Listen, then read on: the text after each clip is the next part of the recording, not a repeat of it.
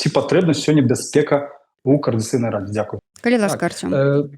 Па-першае, мы не галасавалі за гэтую прапанову, бо яна не абмяркоўвалася ўвогуле на агульным паседжанні, бо мы не разумелі, у чым сутнасць гэтай прапановы, але з таго дакумента, што мы бачым, там только відавочна адна рэч. Пад прыкладам бяспекі ёсць жаданне адной палітычнай сілы ці адной камісіі зрабіць так, каб Координацыйная рада кантралявалася гэтай палітычнай сілы. Гэта ўжо не першая спроба, таму выбачайце, такое падтрыманне наступу на дэмакратыю, на дэмакратычны інстытут мы не можам падтрымаць. Тым больш, я не бачу, каб, напрыклад, у Верховнай Радзе Украіны, напрыклад, нават СБУ праводзіла такія даследавання ў дачыненні да дэпутатаў Координацыйнай, да дэпутатаў Верховнай Рады, калі гэта кантралюецца толькі фракцыяй «Слуга народу». Дзякуй.